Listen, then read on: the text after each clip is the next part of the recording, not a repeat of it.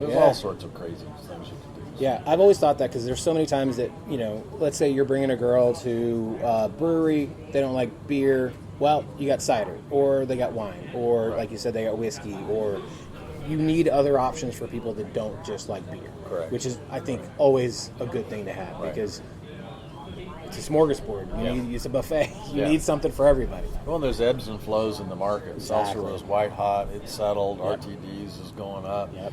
Beer's kind of craft, steady Eddie moving. Spirits is growing. Right. Spirits outsold beer last year, from what I read. Just playing all of them. Yeah.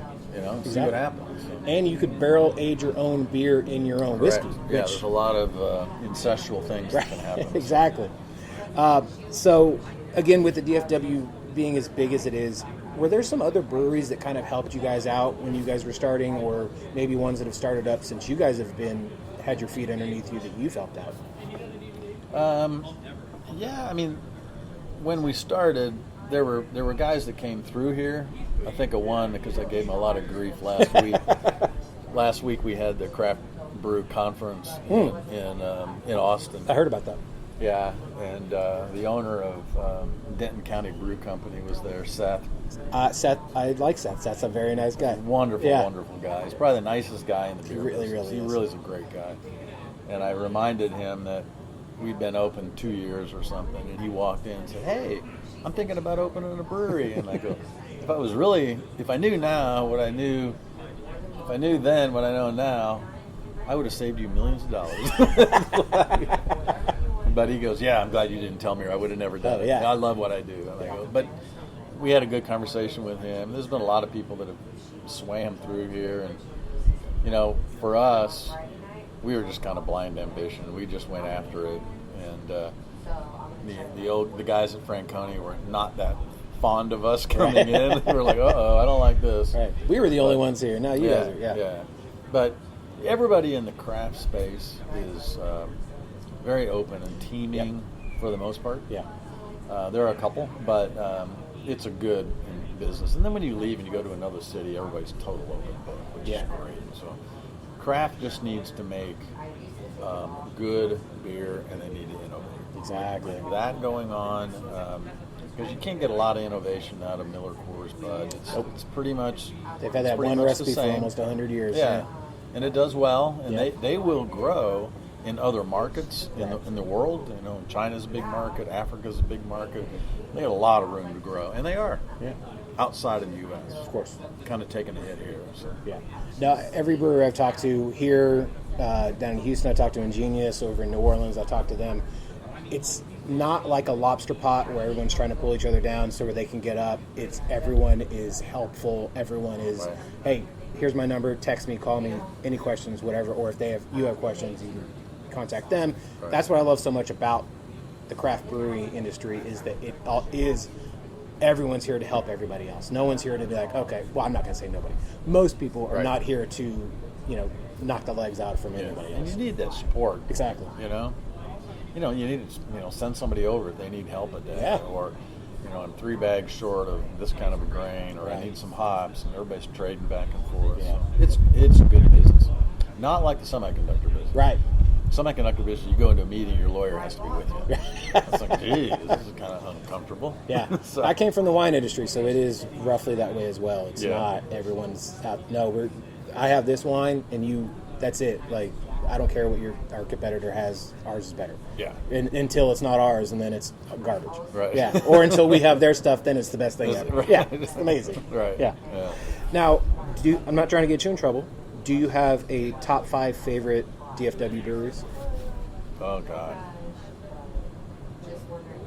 I don't know. The thing is that when people will say that, they go, "What is your favorite beer?"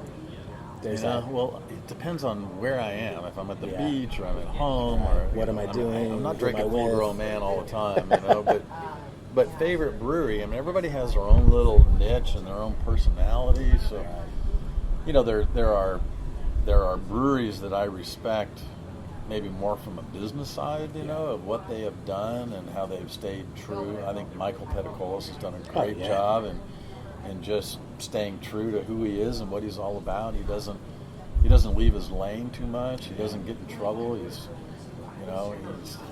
there. So I don't know. I mean, it's hard to say. They're all pretty good. Yeah, I would say so. Know? And some of those small ones, we were in Austin and they had the award ceremony there, and there were like 240, 250 breweries that participated in this deal, and the average barrelage was 600 barrels. Jeez. I mean, we do 600 barrels a week. Right. So, I mean, there's so many that are smaller and inherently they're more crafty. True. They're more innovative because they got 3 guys over there doing a batch. And you like it? No. Shit. Dump it. Yeah, Then you do another one. Yeah. For us, it's kind of like, ugh. You can't screw up. Right. I mean, that's why you're going to have pilot systems, so you can't screw up and dump it if you need to. Right. Now, this is going to take you back. What was your gateway craft beer? Well, for me, it was probably Fat Tire. Oh yeah, Fat Tire. So that was kind of it, but I don't like it at all. I don't know why. And then Lagunitas, their IPA, and then that little something, Ballast Point Sculpin. I mean, those are all old beers now that are probably, some of them you can't even find anymore, right. I guess. But those were kind of the ones that, to me, I've always been an IPA guy. So there's nothing wrong with that. Yeah. Now, 3 favorite beers y'all have ever made.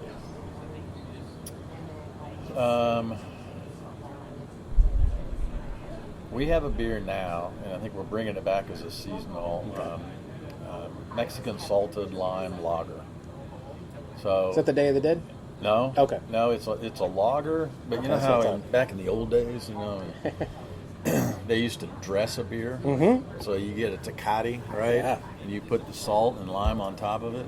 So that's kind of what we did. It's a Tecate in a can almost. Perfect. But it's a I lager. love Mexican lagers. And it's all there. Yeah. So it's got salt and it's got lime, and that's luscious in the summer. And then our traditional Tupps IPA. Okay. And then I have to admit, those DDHs were pretty cool. Yeah. And those were fun to drink. Being an old guy, I just can't go out and pound those things. Just like, the liver will fly out. Yeah, it kind of messes your stomach up. Some people really have that problem. Yeah. So we had one beer a long time ago called Black Ale. Right. And it had dextrose sugar in it. Oh, wow. And some people are allergic to that. So they would come in and they go, "Hey, last night was rough." It's like, well, let me ask you, how many of those did you have? Yeah. It's like, so, but yeah, to me, it's the IPAs are the go-tos for me. So. There you go.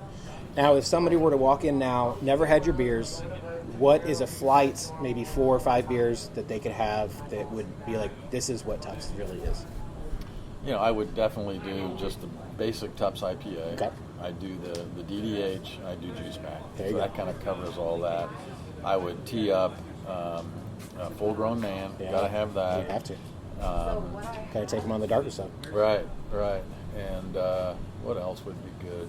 And I probably end with some sort of a lighter, lager or something. Maybe the Mexican salted lime. Makes sense.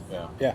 I mean, as much as the brewery industry swings back and forth pendulum-wise when it comes to hype, where you got Martin House with pickle stuff or hot dog water, you got the other side where a lot of guys are going back to the lager because I've been told you can hide a bunch of shit in an IPA or a stout, but a lager, you can't hide anything. So I think a lot of people are really kind of swinging back that way to really show, no, we make good quality beer. Yep. Yeah. You can definitely hide anything in a stout. And full-grown man, you can bury it a lot there. Bury a dead body in that thing.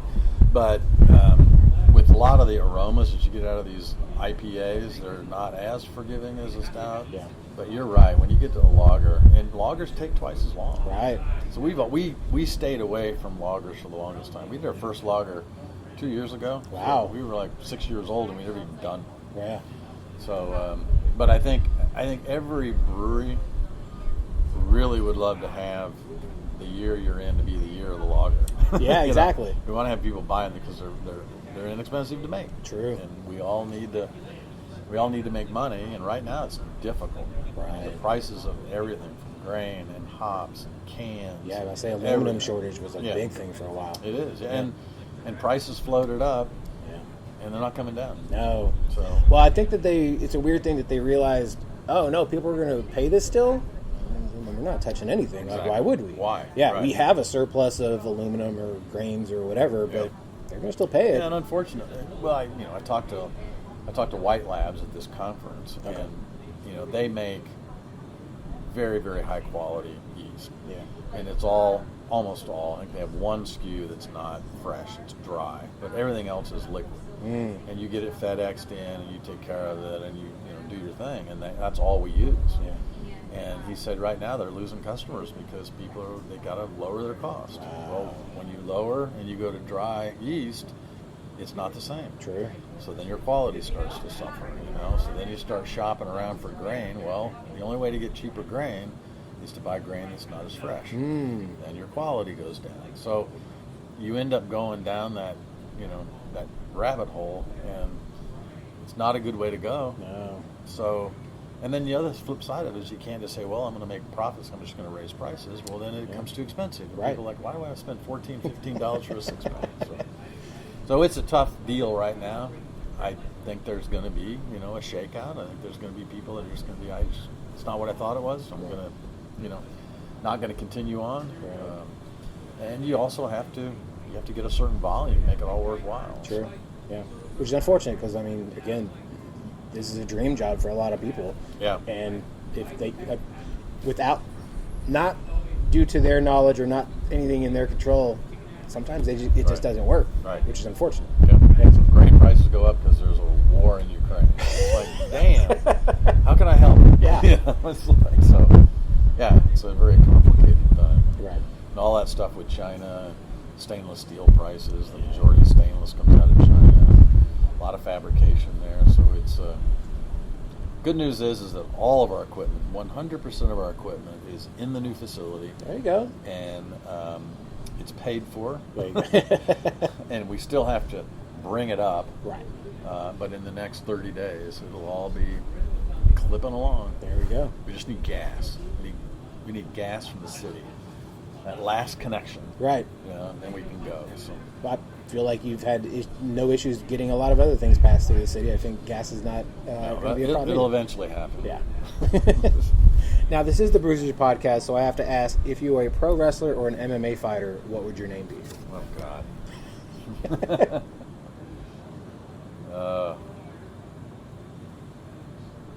I got to pass. That's fine. Did you watch wrestling as a kid? I didn't. Oh, okay. No. So I'm not super familiar with those, but Were you a boxing fan when you were a kid? Just Ali. Okay, yeah. Tyson. Yeah. But I wouldn't say I'm a Tyson. Thing is that when you get into this business, it's like Seth. Seth from Denton County Brewery. He's a very nice guy. Very nice guy. So you end up not being as nice a guy.